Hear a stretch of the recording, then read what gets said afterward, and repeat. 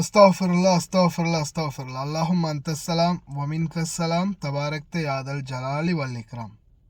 அல்லாஹ்விடம் பிழை பெருக்க தேடுகின்றேன். இறைவா, நீயே சாத்தியமானவன், சாந்தியும் முன்னை நின்றையாகும், மகத்துவமும் கண்ணியமும் பொருந்தியவனே, நீ பாக்கியம் அடைந்து விட்டாய்.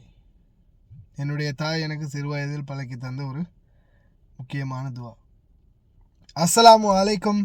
அன்பார்ந்த அனைத்து உறவுகளுக்கும் இனிய மதிய வணக்கம்.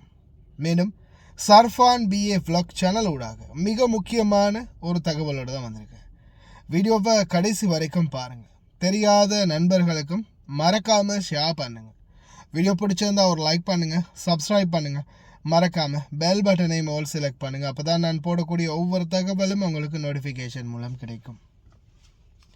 இன்றைய தினம் மீண்டும் ஒரு சம்பவம். சடலம் இன்றைக்கு தான் நாட்டுக்கு போகுது அப்படின்ற தகவல் கிடைச்சிருக்குது. ஏன் என்ன காரணம் அப்படின்றது தெரியல. இளைஞர்கள் ஏன் உயிரை மாய்த்துக்கிறாங்க அப்படின்றதும் புரியலை. இதுக்கு முன்னாடி கொஞ்ச காலம் மரணம் மறுபடியும் ஏற்பட்டு உங்களுக்கே தெரியும். ரீசெண்டாக கூட அந்த அசங்க அப்படின்ற ஒரு இளைஞருடைய மரணம், அன்று அந்த அனோமா அம்மா அவங்களுடைய மரணத்தில் தொடங்கினது ஜஹராவில். அண்டையிலேருந்து பல மரணங்களை நம்ம பார்த்துட்டோம், உயிரை மாய்த்து கொண்ட சம்பவங்கள். இப்போ ரீசெண்டாக ஒரு இளைஞருடைய ஃபோட்டோ அவருடைய நண்பர் எனக்கு அனுப்பியிருந்தார். இது என்னுடைய நண்பர் உயிரிழந்துட்டார் அப்படின்ற மாதிரி ஒரு ஃபோட்டோ அனுப்பியிருந்தார்.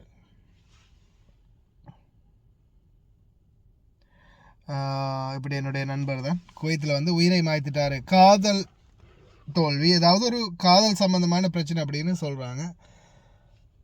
ஆனால் அவர் மரணித்து இருக்கிற விதம் அது உண்மையிலேயே மிகப்பெரிய ஒரு சர்ச்சைக்குரிய நிலைமையில் இருந்துச்சு. காட்ட முடியுமான்னு தெரியல, இருந்தாலும் ஒரு காலு மேலே ஒரு காலு கீழே இந்த மாதிரி இருந்துச்சு. பல மரணங்களை குவைத்தில் சந்திச்சிருக்குது. ஒவ்வொரு மரணங்களும் ஒவ்வொரு விதமானதாக இருக்குது. இப்போ ரீசெண்டாக கூட பார்த்திங்கன்னா 3 பணிப்பெண்கள் உயிரிழந்திருந்தாங்க கெப்த் பகுதிகளில். கூடாரத்தில் அது மூச்சு திணறி உயிரிழந்ததாக தெரிவிச்சிருந்தாங்க. ஆனால் அதுக்கப்புறமா பிலிப்பைன் நாட்டு பெண்ணுடைய சடலம் நாட்டுக்கு சென்ற போது அங்கேருந்து அவங்க சொன்ன தகவல், உடம்புல அடித்ததற்கான தழும்புகள் இருக்குது அப்படின்னு. ஃபஹமில் மூச்சு திணறி உயிரிழந்தவங்களுக்கு உடம்புல இப்படி அடிபட்ட காயங்கள் வந்துச்சு அப்படின்ற மாதிரி கேள்விகள் எழுப்பியிருந்தாங்க. அந்த பிரச்சனை அதோடையே அதுக்கப்புறமா கொஞ்சம் இந்த பிலிப்பீனி பெண் குழந்தைய வாஷிங் மிஷினில் போட்ட கேஸ் வந்ததோடையே 2 கேஸ் அப்படியோ சைலண்ட் ஆகிச்சு. ஒன்று புதைக்கப்பட்ட பிலிப்பீனியுடைய கேஸு, 2வது இந்த ஃபஹம் புகை மூட்டத்தால் உயிரிழந்து பிலிப்பீனி, நேபாளி, சிலானியை பற்றின தகவல் என்ன எதுவுமே இல்லை. அதை பற்றின எந்த ஒரு கேஸும் இல்லை. ஆஃப்டர் ஒரு ஃபோட்டோ கூட வெளியே வரலை. பணம் பத்தும் செய்யும் இல்லையா, சில நேரங்களில் அதுவும் செஞ்சுருக்கலாம். இந்த மாதிரியான சூழல் இருக்குது. இப்போ கூட பார்த்தீங்கன்னா இந்த இளைஞர் ஊரு பேர் எந்த டீட்டெயில்ஸும் நான் சொல்ல விரும்பலை. குவைத்தில் உயிரிழந்திருக்கிறாரு. கேட்டால் காதல் தோல்வி உயிரிழந்துட்டார் அப்படின்னு சொல்கிறாங்க. ஒரு கால் மடிஞ்சு கதிரையில் இருக்குது, இன்னொரு கால் அப்படியே கீழே தொங்குது. சாதாரணமாக அதுவும் கீழே தொங்குதுன்னா காலை முட்டி அப்படியே கால் தரையில் படுது. அந்த ஃபோட்டோவை யாரும் பப்ளிஷ் பண்ணாதீங்க தயவு செய்து. இந்த வீடியோவையும் யாரும் டிக்டாக் உங்களுடைய எந்த சமூக வலைத்தளத்திலையும் ஷேர் பண்ணாதீங்க, தயவு செய்து ஷேர் பண்ணாதீங்க. ஏன்னா இது இந்த வீடியோ ஒரு அஃபென்ஸாக கூட இருக்கலாம். ஏன்னா அந்த இளைஞருடைய சடலம் நாட்டுக்கு போயிடுச்சு.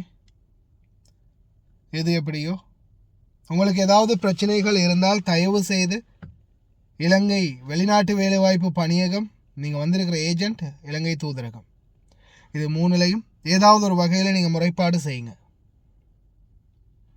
அப்படி இல்லாமல் தயவு செய்து எக்காரணத்தை கொண்டும் என்ன பிரச்சனை வந்தாலும் தேவையில்லாத முடிவுகள் எடுக்காதீங்க.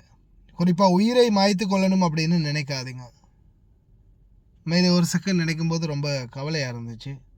சிலருக்கு அந்த எண்ணம் சில நேரங்களில் தோணலாம், என்ன வாழ்க்கடா இது, ச்சே வேணான்னு போகுது, இதுக்கு மேலே இருந்து என்னத்தை நாம் பிடுங்க போகிறோம், என்னத்தை சாதிக்க போகிறோம், பேசாமல் செத்து தொலைகிறதே மேல் அப்படின்னு தோணும். ஆனால் நம்ம போய் சேர்ந்துடலாம். அதுக்கு பின்னால் நம்மளுடைய தாய், தந்தை, மனைவி, குழந்தைகள், குடும்பங்கள், ஒவ்வொருவருடைய நிலைமைகளை யோசிச்சு பாருங்க. குடும்ப உறுப்பினர்கள்.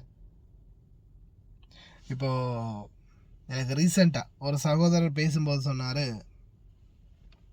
அவர் A-level எக்ஸாம் எழுதுகிற ஒரு 2 நாளைக்கு முன்னாடி தான் அப்பா உயிரை விட்டுட்டார்.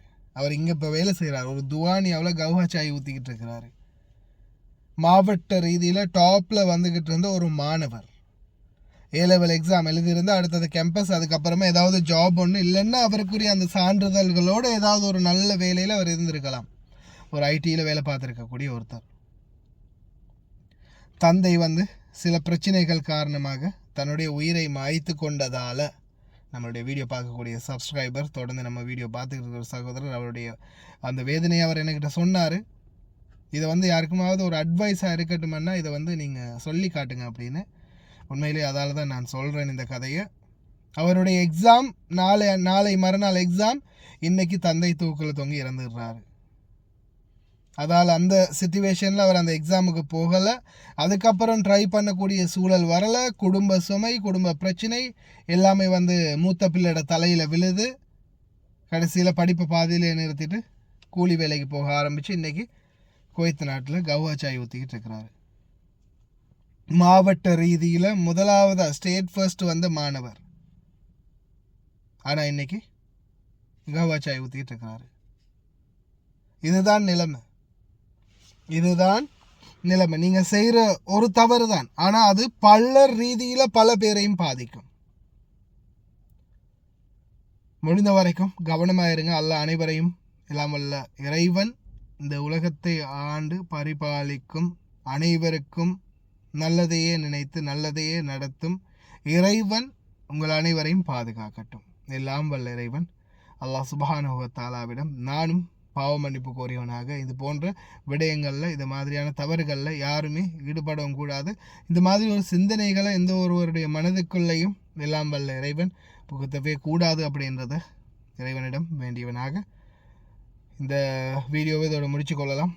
அதிகமாக பேசினாலும் அதுக்கப்புறம் திட்டுவாங்க நம்ம ஆளுங்க. அதனால் முடிச்சுக்கோம். ரொம்ப கவனமாக இருங்க, சிந்தித்து செயல்படுங்க. உங்களுக்குன்னு ஒரு குடும்பம் இருக்குது, பிள்ளை குட்டிகள் இருக்குது, அவங்களுடைய நிலைமையும் கொஞ்சம் சற்று சிந்தித்து முடிவெடுங்க. கவனமாக இருங்க. எந்த பிரச்சனைக்குமே உயிரை விடுறது தீர்வாகாது. Be careful.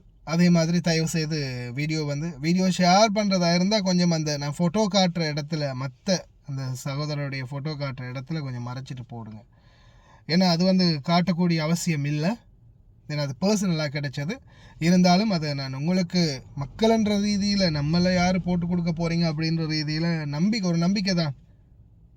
இருந்தாலும் சொல்ல முடியாது இல்லையா? கவனமாக ஹேண்டில் பண்ணுங்கள். கடைசி வரைக்கும் பார்த்து எல்லாருக்குமே ரொம்ப நன்றி. வீடியோ பிடிச்சிருந்தால் ஒரு லைக் பண்ணுங்கள், சப்ஸ்கிரைப் பண்ணுங்கள். இன்னொரு நல்ல வீடியோவில் சந்திக்கலாம். அஸ்ஸலாமு அலைக்கும், வணக்கம்.